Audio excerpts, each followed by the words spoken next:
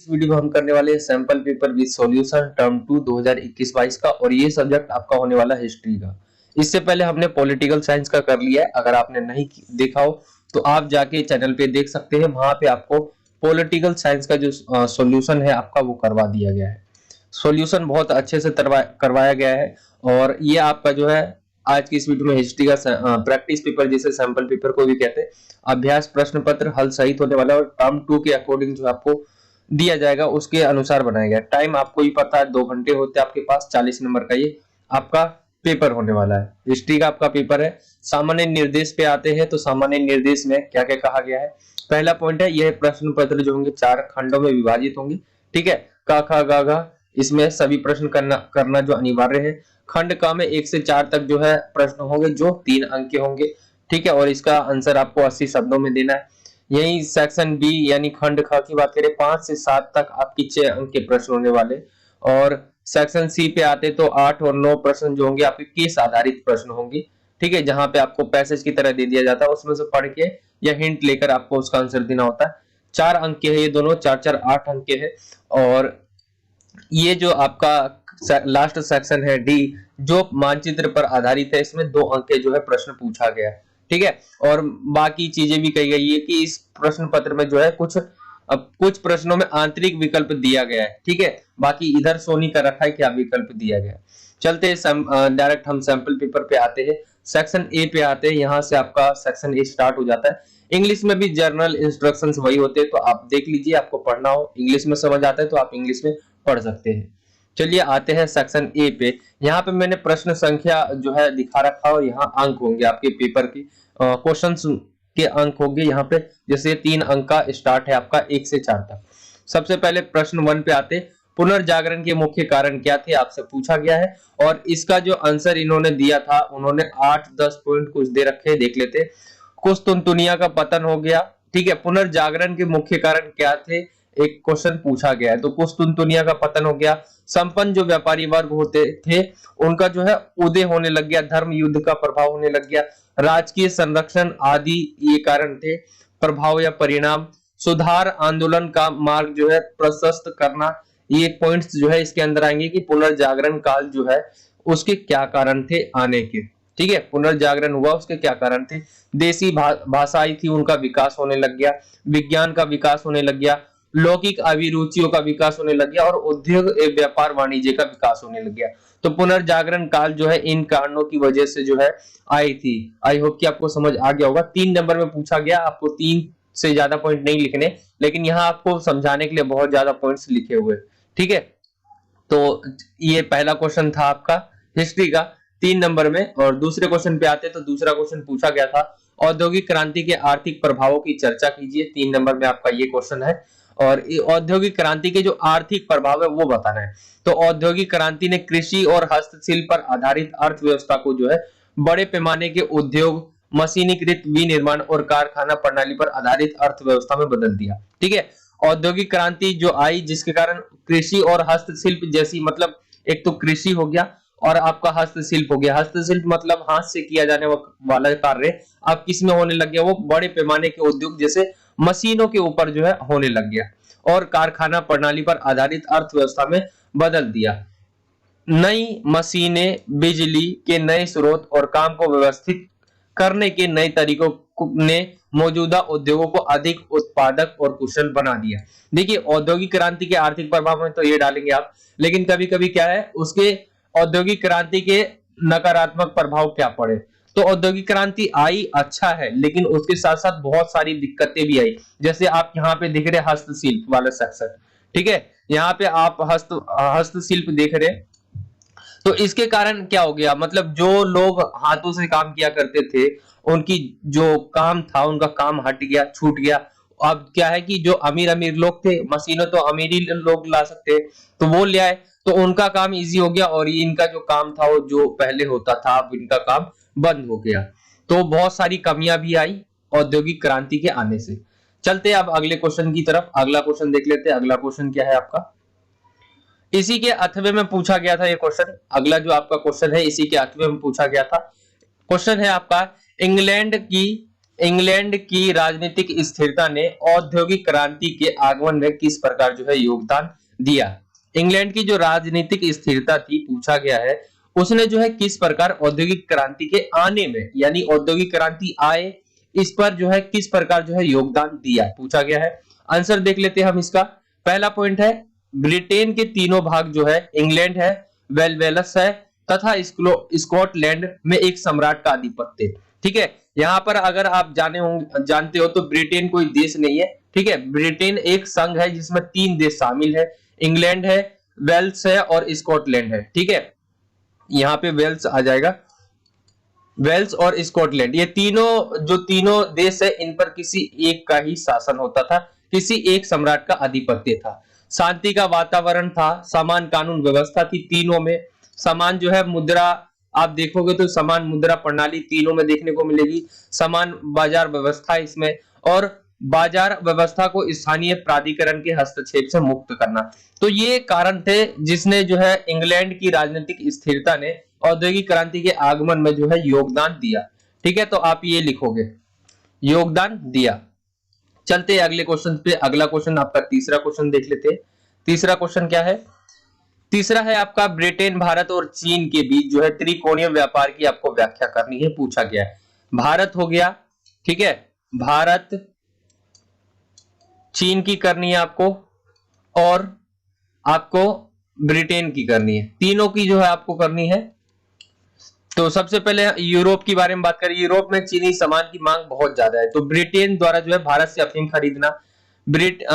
Europe में क्या है, चीनी सामान की मांग ज्यादा है, तो चीन से ये सामान खरीद रहा है। फिर ब्रिटेन द्वारा जो है भारत से अफीम खरीदता है। ब्रिटेन द्वारा चीन में जो चांदी के बदले अफीम बेचता है, ठीक है, और चीन से प्राप्त चांदी से चीनी माल खरीदना। तो ये त्रिकोणीय व्यापार हो गया। ठीक है, चलते अगले क्वेश्चंस की तरफ। क्वेश्चन नंबर 4 पे आते हैं। क्वेश्चन नंबर आपका चौथा है, सन्यास सेन के बारे में पूछा गया था कि सन्यास सेन के जो 3 सिद्धांत है उनके बारे में आप क्या जानते हैं, ये पूछा गया है। तो सन्यास सेन के 3 सिद्धांत क्या है? एक राष्ट्रवाद है, एक लोकतंत्र है और एक समाजवाद है। ये 3 सिद्धांत है। राष्ट्रवाद क्या कहता है? इसका मतलब जो मांचू को उखाड़ फेंकना था, जिन्हें विदेशी राजवंश के रूप में देखा जाता था, साथ ही साथ अन्य विदेशी साम्राज्यवादी को, मतलब इनका पहला विचार था कि जो भी बाहरी विदेशी जो भी राजवंश है, यानी जो विदेश से राज कर रहे हैं, जैसे मान लीजिए भारत का प्रधानमंत्री कौन है? मोदी है, वहीं कोई दूसरे देश का प्रधानमंत्री हमारे भारत में आके प्रधानमंत्री बन जाए, तो ऐसे को हटाना। ठीक है, तो राष्ट्रवाद में सबसे पहला था इनका कि कोई भी जो है राजा हमारा दूसरे देश का नहीं होगा, बाहरी नहीं होगा, हमारे देश का ही होगा, अंदर का ही होगा। लोकतंत्र इनका दूसरा जो था, सन्यास सेन के सिद्धांतों में दूसरा सिद्धांत लोकतंत्र। इसका अर्थ था लोकतांत्रिक सरकार की स्थापना। लोकतांत्रिक सरकार के बारे में आप भी जानते होंगे, जहां पे लोगों द्वारा जो है सरकार चुनी जाती है। और तीसरा समाजवाद, इनका मतलब था पूंजी को विनियमित करना और भूमि जोत को बराबर करना। ठीक है, तो ये इनके 3 सिद्धांत थे। आई होप कि आपको समझ आ गया होगा। चलते अगले सेक्शन की तरफ। ये आपके 3-3 नंबर के 4 क्वेश्चन थे जो हो गए हैं। ठीक है, पहला सेक्शन आपका खत्म हो गया। चलते दूसरे सेक्शन की तरफ। सेक्शन आपका बी आ जाता है, जिसे आप खंड खा भी कहते हैं। ठीक है, यहाँ लॉन्ग आंसर टाइप जो क्वेश्चंस होंगे, यहाँ पे आपके जो क्वेश्चंस पूछे गए थे वो 6-6 नंबर वाले पूछे गए थे। 6 नंबर में सबसे पहला क्वेश्चन है आपका, पुनर्जागरण ने दुनिया को कैसे प्रभावित किया? प्रोटेस्टेंट सुधार पर जोर देते हुए चर्चा कीजिए। तो पुनर्जागरण ने दुनिया को कैसे प्रभावित किया, आपको ये बताना है और इसको ध्यान में रख के बताना है। ठीक है, तो पुनर्जागरण से क्या अभिप्राय है, पहले आप ये एक्सप्लेन करेंगे, क्योंकि 6 नंबर का पूछा गया है क्वेश्चन है। ठीक है, तो पुनर्जागरण के क्या प्रभाव रहे, ये भी आप बताएंगे। तार्किक शक्ति का विकास, पोप की सर्वोच्चता को अस्वीकार कर दिया, ठीक है, लोगों ने। मानवतावाद का प्रसार, लौकिक अभिरुचियों का विकास, ये आप पॉइंट्स इसमें लिखोगे। आगे देखते, धर्म सुधार आंदोलन, मार्टिन लूथर का योगदान, दंड मोचन सर्टिफिकेट का विरोध किया गया, पोप आदेशों की जो है अवहेलना की गई, ईसाई धर्म को जो है 2 भागों में बांट दिया गया, जिसका नाम प्रोटेस्टेंटवादी व कैथोलिक है। ये आपका पूछा जा सकता है किन 2 भागों में बट गया। तो ये आपका जो है 6 नंबर का, पुनर्जागरण ने दुनिया को किस प्रकार जो है प्रभावित किया, आप समझ गए होंगे। चलते इसी में जो है अगला क्वेश्चन पूछा गया था 8वें में। इसी के 8वें में पूछा गया था कि 17वीं सदी के यूरोपीय लोगों ने दुनिया को अलग जो 17वीं सदी के यूरोपीय लोग थे उनके लिए दुनिया जो है अलग दिखाई दी। कैसे, आपको इसका आंसर देना है। ठीक है, तो इसका आंसर देख लेते हैं। यूरोप में पुनर्जागरण हो गया, एक तो ये हो गया 17वीं सदी में इन्होंने ये देखा। यूरोप देशों में औद्योगिकरण आ गया। ठीक है, औद्योगिकरण के कारण क्या हुआ, कच्चे माल की जो है मांग बढ़ गई, उपनिवेशवाद को बढ़ावा मिला, औपनिवेशिक देशों का आर्थिक शोषण और औपनिवेशिक देशों में पूंजी निवेश। तो ये कारण 17वीं सदी में क्या क्या चेंजेस आए, क्या क्या बदलाव आए, ये भी क्वेश्चन पूछ सकता है। या 17वीं सदी के लोगों ने यूरोप में जो है क्या क्या, उनको दुनिया जो है किस प्रकार अलग दिखाई दी, तो ये रीजन थे। ठीक है, आप समझ गए होंगे कि 17वीं सदी में क्या क्या हमें घटनाएं जो महत्वपूर्ण चीजें देखने को मिली वो क्या क्या थी। अगले क्वेश्चन पे चलते हैं। क्वेश्चन नंबर आपका 6 आ जाता है, ये भी 6 नंबर का क्वेश्चन है। ठीक है, 6 नंबर का क्वेश्चन है और पूछा गया 6 क्वेश्चन। इंग्लैंड में जो है 18वीं और 19वीं शताब्दी के अंत में विरोध आंदोलन का आपको समालोचनात्मक विश्लेषण करें। तो ऐसे क्वेश्चंस में बच्चे अटक जाते हैं। ठीक है, तो पता रहता है बच्चों को कि ऐसे क्वेश्चंस आएंगे, फिर भी बच्चे रेडी नहीं कर पाते हैं और बहुत ये कम नंबरों में नहीं आते क्वेश्चन, समालोचनात्मक, आलोचनात्मक। ठीक है, एक दो क्वेश्चन आपको ऐसे रेडी कर लेने चाहिए और ये कम नंबर में नहीं आते। देखिए 6 नंबर में आ गया, ऐसी पेपर में आ जाएगा तो बच्चे वहीं पे हैरान हो जाएंगे देखकर क्वेश्चंस को। तो पहले आपको रेडी करके जाना है। इसके आंसर को देखते हैं। तो पूछा गया इंग्लैंड में 18वीं और 19वीं जो आपकी शताब्दी थी उसके अंत में विरोध आंदोलन का आपको समालोचनात्मक विश्लेषण करना है। तो इंग्लैंड में 1780 से 1850 के बीच जो औद्योगिक क्रांति के बारे में आपको एक्सप्लेन करना है। मजदूरों के रूप में औरतों, बच्चों और पुरुषों की बढ़ती मांग, मजदूरों को यहाँ पे शोषण हुआ, आप ये एक्सप्लेन करेंगे। मजदूरों द्वारा जो है अधिकारियों की मांग की गई, अधिकारों की मांग की गई मजदूरों के द्वारा। ठीक है, ब्रेड व खाद के लिए दंगे हो गए, ये आप डाल सकते हो, बहुत अच्छा पॉइंट है। लुडिज्म आंदोलन चला, कानून द्वारा श्रम जीवियों की दशा में सुधार, जुड़वा अधिनियम को समाप्त करना, ये पॉइंट्स आप इसमें डालोगे। साथ ही 1833 ईस्वी का कारखाना अधिनियम, काम के घंटे जो है निश्चित किया गया और न्यूनतम आयु निर्धारित की गई। तो ये आप पॉइंट्स डालोगे कि इंग्लैंड में जो है 18वीं और 19वीं शताब्दी के अंत में जो विरोध आंदोलन चले थे उसका समालोचनात्मक विश्लेषण है। आई होप कि आपको समझ आ गया होगा। अब चलते अगले क्वेश्चन पे। क्वेश्चन नंबर आपका इसी में जो है 6 में ही फिर अथवा देखने को मिल जाएगा आपको। यहाँ पर जो है आपके अथवे जो लिखे हुए वो पेपर के अंदर लिखे हुए, वहां नहीं लिखे हुए। ठीक है, अथवा है इसमें 6 नंबर वाले में आपको 3 क्वेश्चन आते हैं 6 में। तो आपको पहला 5वां क्वेश्चन नंबर आपको 5वां और 6 में अथवा देखने को मिलेगा, 7वें में अथवा नहीं है। ठीक है, तो याद रखना है आपको और आपको तैयारी भी अच्छी करनी है, आपको अच्छे नंबर लेने हैं। तो ठीक है, आते हैं इस क्वेश्चन पे। कपास कताई और बुनाई उद्योग में तकनीकी परिवर्तनों का वर्णन करें। जो भी तकनीकी परिवर्तन हुए उसका आपको वर्णन करना है। क्वेश्चंस को ध्यान से पढ़ना है आपको। और ग्लोब पर इसका क्या प्रभाव पड़ा, यानी विश्व पर एक तरह से इसका क्या प्रभाव पड़ा, आपको ये बताना है। और ये आपका 6 नंबर में क्वेश्चन है। एक्सप्लेन आपको कितना करना होता है 6 नंबर में, आपको भी पता है। जो जितने नंबर का क्वेश्चन है उतने पॉइंट तो होने चाहिए आपके, और बड़ा क्वेश्चन है तो भूमिका बना दीजिए और अच्छा रहेगा। उत्तर पे आते हैं। तो कपास कताई और बुनाई उद्योग में तकनीकी परिवर्तन का वर्णन करना था, तो औद्योगिक क्रांति आप पहले ला देंगे यहाँ पे। ठीक है, फिर यहाँ पे कपास कढ़ाई और बुनाई उद्योग में विभिन्न तकनीकी परिवर्तन हुए। कौन कौन से हुए? 1733 में मशीनी करघे का आविष्कार हो गया। 1765 में जेम्स हरग्रीव्स द्वारा जो है कताई मशीन का निर्माण हो गया। रिचर्ड ऑर्कराइट द्वारा जो है वाटर फ्रेम का निर्माण। 1789 में सैमुअल क्रॉम्पटन द्वारा जो है म्यूल नामक मशीन बनाई गई। ठीक है, पावर लूम का आविष्कार। विश्व पर इसके प्रभाव क्या हुए, आप ये डालोगे। सॉरी, ये आपका हेडिंग है, विश्व पर क्या प्रभाव पड़ा, यानी ग्लोब पर क्या प्रभाव पड़ा। तो कपास की मांग बढ़ गई यहाँ पर। ठीक है, कच्चे माल का आयात होने लग गया। और आप डालोगे इसमें पॉइंट जो है निर्यात में क्या बढ़ोतरी हो गई, और बाजार की मांग, उपनिवेशवाद को बढ़ावा, औपनिवेशिक देशों का शोषण। तो ये पॉइंट्स जो है आप इसके अंदर डालोगे कि कपास कढ़ाई और बुनाई में क्या क्या परिवर्तन हुए और इसका जो है विश्व पर यानी ग्लोब पर इसके क्या प्रभाव पड़े। इजी क्वेश्चन था। अब आपका 7वां क्वेश्चन पूछा गया है इसमें कि चीन और जापान द्वारा जो अपनाई गई आधुनिकीकरण के 2 पथ है, यानी उन्होंने 2 अलग अलग रास्ते अपनाए अपना विकास करने का। ठीक है, आधुनिकीकरण करने का, तो उसको आपको जो है एक्सप्लेन करना है 6 नंबर में। तो सबसे पहले आप जो है यहाँ पे लिखा हुआ है चीन और जापान की आधुनिकीकरण के लिए अलग अलग विचारधारा का अनुसरण।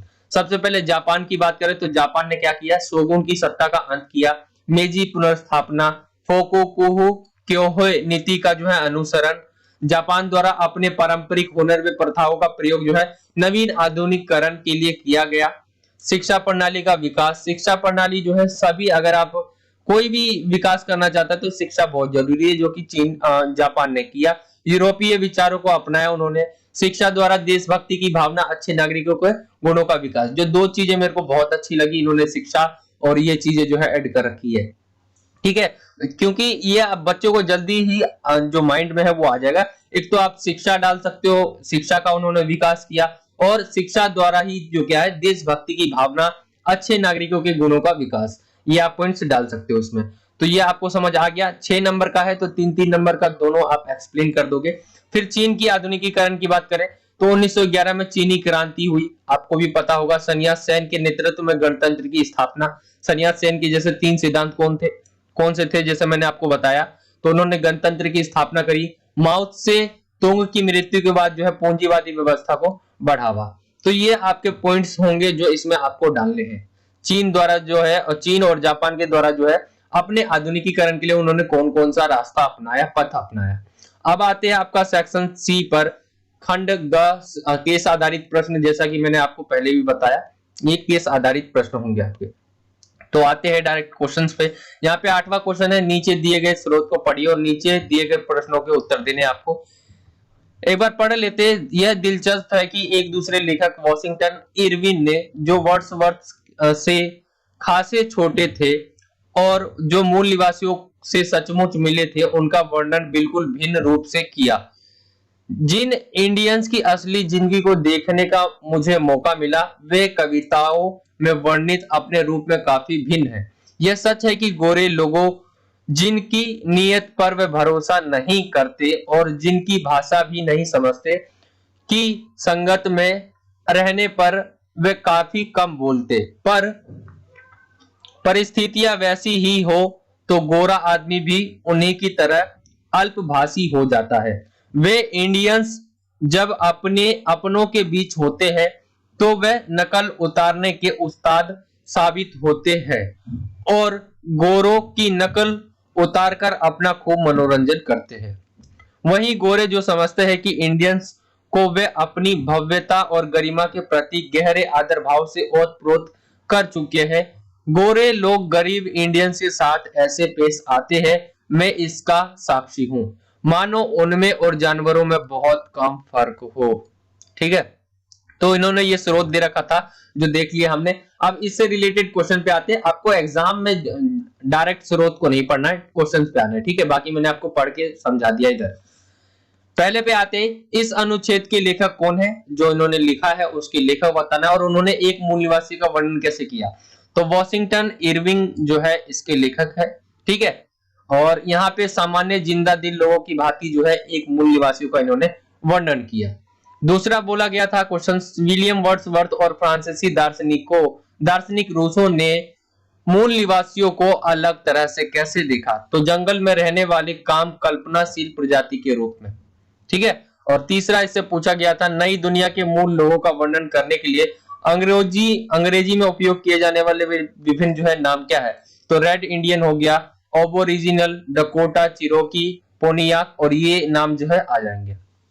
तो आई होप कि आपको समझ आ गया होगा। ये था आपका जो है 8वां क्वेश्चन, स्रोत आधारित प्रश्न में पहला। अब दूसरे पे आते हैं। दूसरा आपका स्रोत आधारित प्रश्न जो है उस पे आ जाते हैं हम। तो यहाँ पे जो है 9वां क्वेश्चन है आपका, नीचे दिए गए स्रोत को पढ़िए और नीचे दिए गए प्रश्नों के उत्तर देना है आपको। आपका ये जो स्रोत है वो देख लेते हैं। संयुक्त राज्य अमेरिका के तीसरे राष्ट्रपति और वर्ड्सवर्थ के समकालीन थॉमस जेफरसन ने मूल निवासियों के बारे में ऐसे शब्द कहे हैं जिन पर आज के समय जो है कड़ा विरोध जाहिर किया जाता। यह अभागी नस्ल जिसको सभ्य बनाने के लिए हमने इतनी जहमत उठाई, अपने उन्मूलन का औचित्य सिद्ध करती है।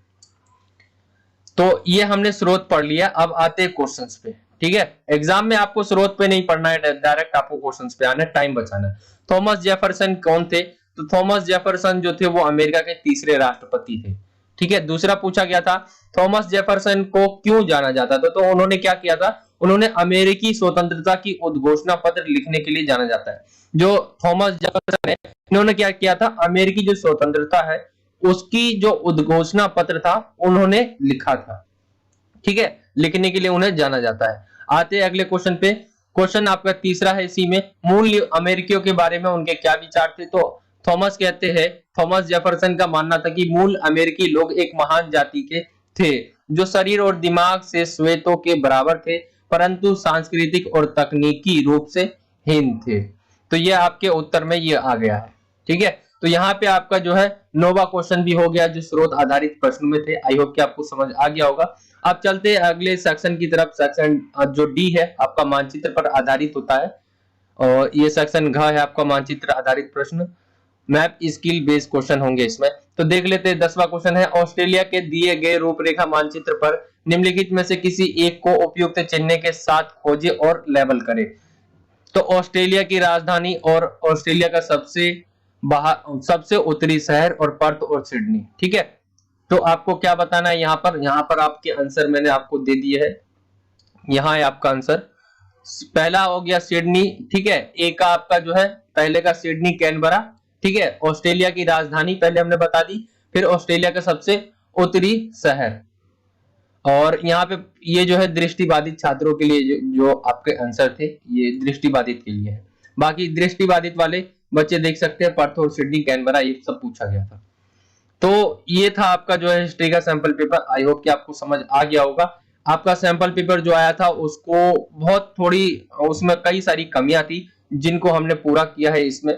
ठीक है, और यहाँ पे आप देख रहे होंगे क्वेश्चंस के नीचे ही आपको आंसर देखने को मिल रहे होंगे, तो अच्छे से आपको समझ आ जाए इसलिए बनाया गया है। तो ये था आपका हिस्ट्री का सैंपल पेपर। आई होप कि आपको अच्छा लगा होगा। आपका पेपर जो है और सब्जेक्ट के जो हम जल्दी प्रोवाइड करवा देंगे आपको। बाकी आपका पॉलिटिकल साइंस का बहुत अच्छे तरीके से करवा दिया गया है। नहीं देखा हुआ आपने तो आप देख लीजिए, लिंक आपको डिस्क्रिप्शन में भी मिल जाएगा, और आपको जो जब वीडियो एंड होगा तो वहां पे ऐसे एंड होके आके बन जाएगा, तो वहां पे आप क्लिक करके देख सकते हैं। बाकी आई बटन पे भी आपको जो है मिल जाएगा आपका वीडियो। ठीक है, पॉलिटिकल साइंस का।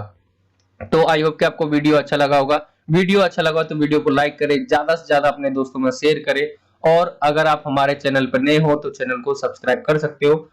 और ये था आपका सैंपल पेपर। मिलते हैं आप अगली वीडियो में। जब तक के लिए जय हिंद, जय भारत, वंदे मातरम।